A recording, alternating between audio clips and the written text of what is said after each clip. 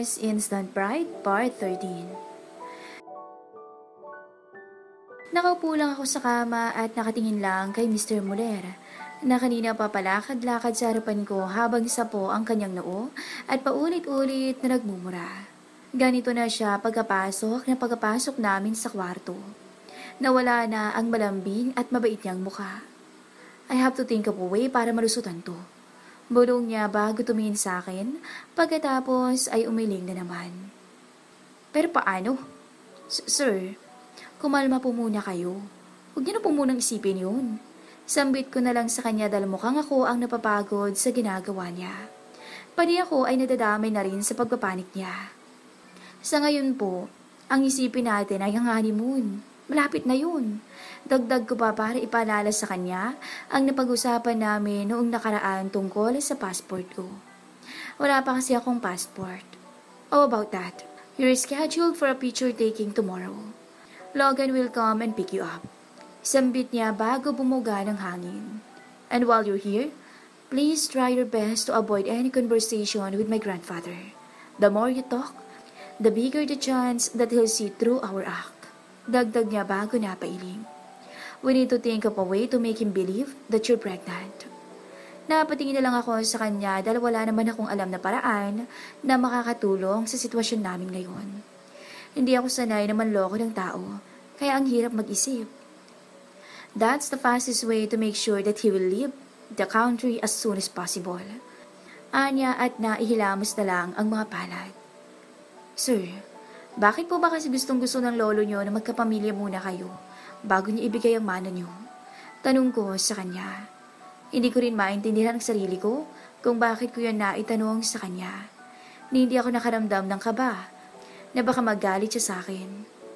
Tumingin siya sa akin ng saglit bago ibinaling ang tingin sa ibang direksyon. I don't know.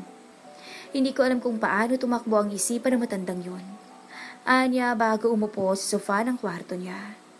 Did you memorize the script I gave you? Mabilis akong tumango sa kanya. Yes, sir. Good.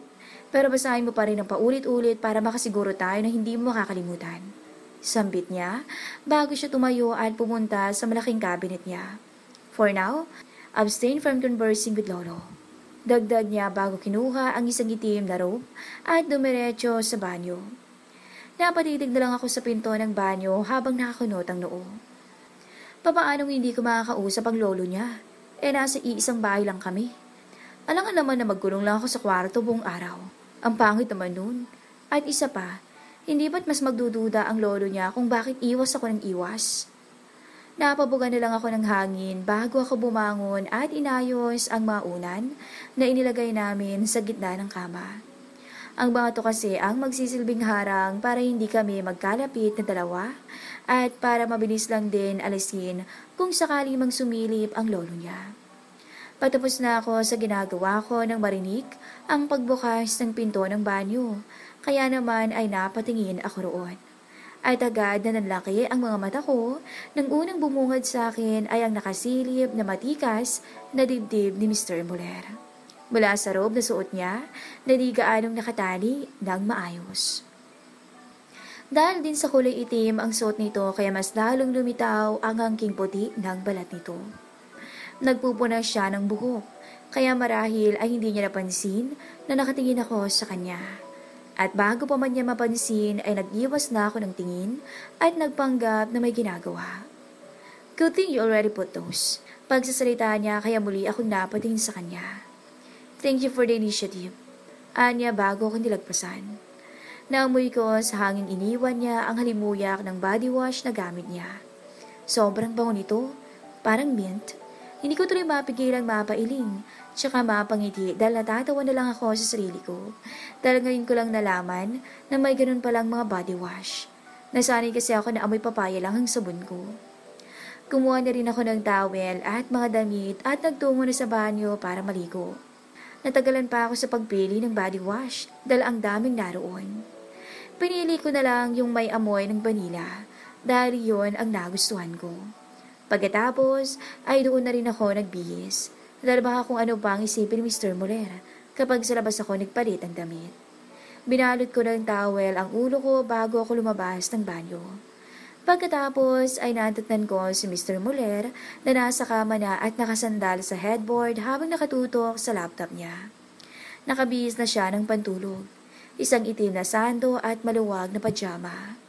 Litaw na litaw ang kaputian niya sa suot niya at agaw pansin din ang maskulado niyang mga braso.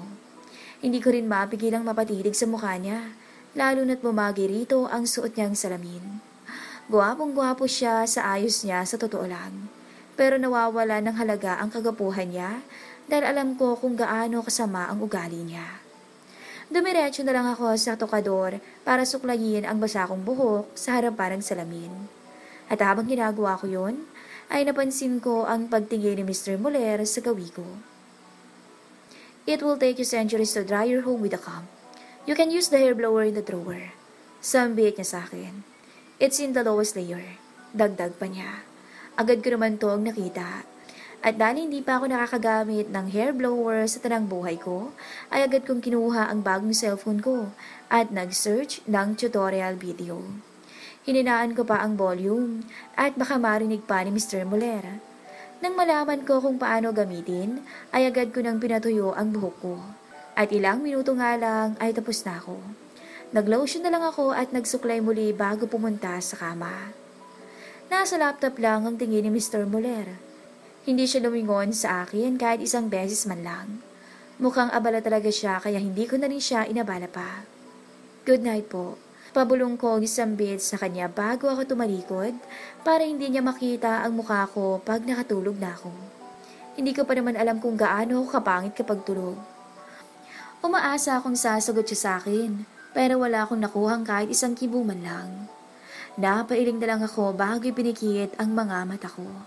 Pero ilang sandali pa, ay muli akong nagmulat ng mga mata dahil hindi ako makatulog.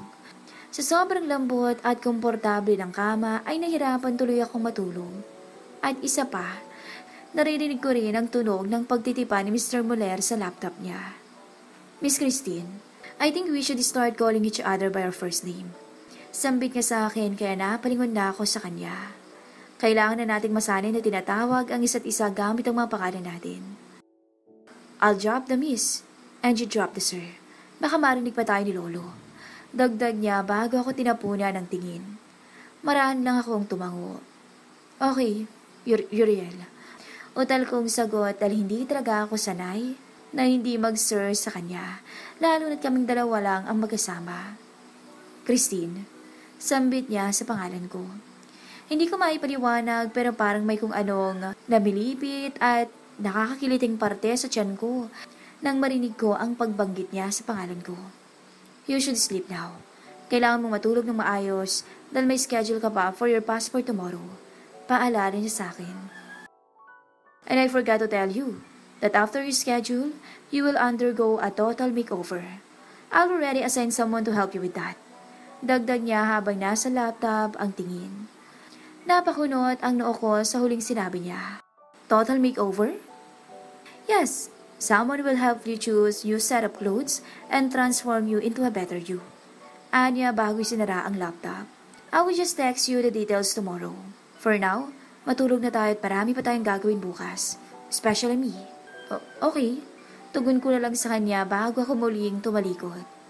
Ang dami ko pa sanang gustong itanong pero naisip ko rin na kailangan niya nang magpahinga. Inabot ko ang cellphone ko at tinignan kung may text bang galing sa mga magulang ko. Pero wala. Kaya naman ay ako na lang ang nagpadala ng mensahe sa kanila. Bigla ko tuloy silang na-miss. Sa mga panahong to ay katabi ko na ang mga kapatid ko at kayakap. Na-miss ko tuloy ang bahay. Napabugan na lang ako ng hangin bago inilapag ang cellphone ko sa bedside table. Pagkatapos ay pumikit na lang ako para hindi na mapansin ang pangulilang nararamdaman. Para din naman to sa kanila. Para din to sa ikakaginhawa ng buhay nila. Madaling araw nang magising ako dahil sa labis na lamig. Nakapatay na ang lahat ng ilaw sa paligid, kaya todo ka pa ako sa palibot ko para hanapin ang kumot. Nanginginig na ako dahil sa lamig ng aircon. Unang beses ko pa namang matulog ng naka-aircon. Hindi ko na alam kung anong pinagagagawa ko, basta may mahila lang akong kumot. At nang mahanap ko to, ay agad ko tong hinila at itinalokbong ko sa sarili ko pagkatapos ay bumalik na ako ulit sa pagtulog. Pero bago ko tuluyang hilahin pabalik ng antok, ay naramdaman kong gumalaw ang kama sa parte ni Mr. Muller. Pero masyado na akong inaantok para pansinin pa yun. Hindi ko alam kung ilang oras lang akong nakatulog. Nagising ako dahil sa bigat na nararamdaman ko sa bandang baywang at hita ko. May kung anog nakadagan sa akin. Habang nakapikit pa rin ang mga mata ay sinubukan kong gumalaw. Pero hindi ko nagawa dahil may nakalingkis sa aking katawan. Damang-dama ko ang init mula rito. Kaya naman nagmulat na ako ng mga mata. Unang bumungad sa akin ay ang madilim na kalangitan na unti-unti nang nagliliwanag dahil sa mga sumisilip na sikat ng araw. Damang-dama ko ang init mula rito. Kaya naman nagmulat ako ng mata. Unang bumungad sa akin ay ang madilim na kalangitan na unti-unti nang nagliliwanag dahil sa mga sumisilip na sikat ng araw. Pagkagala ng mga mata ko sa paligid ay halos mapasigaw ako sa gulat. Nang paglingon ko sa gilid ko ay bumungad sa akin ang dibdib ni Mr. Muller at nakita ko na nakayakap siya sa akin. Dinig na dinig ko ang mumunting hilik niya na tumatama pa sa ulo ko. Pero hindi talaga yon ang pumukaw sa atensyon ko, kundi ang matikas na bagay na tila sumusundot-sundot sa tagiliran ko. Hindi ko alam kung ano yon, kaya naman ay sinubukan ko tong kapain dahil baka kung ano na yon. Nung una ay napakunot pa ako ng noo dahil parang braso ng bata ang nakakapako sa ilalim ng manipis na tela. Pero kalaunan ay nanlaki na lang ang mga mata ko nang tila mas tumigas pa to at mas tumangot ang upa. Naramdaman ko ang agarang pagragasa ng dugo sa mukha ko nang mapagtanto ko kung ano yon. Agad kong binawi ang kamay ko at malakas na napasigaw dahil sa labis-labis na kahihiyan. Sabay sipa kay Mr. Muller palayo sa akin.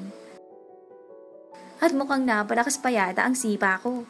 Dahil ilang sandali pa ay nakarinig ako ng kalabog at isang malutong na mura. Pero wala akong pakialam doon.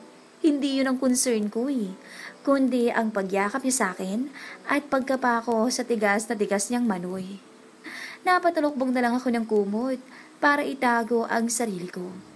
Sobrang init ng mukha ko dahil sa naganap. At sa kalagitnaan ng kahiyang nararamdaman ko ay muli kong naalala ang nakapako. At hindi ko mapigilang mapatanong sa isip-isip ko. Bakit parang ang laki naman yata noon?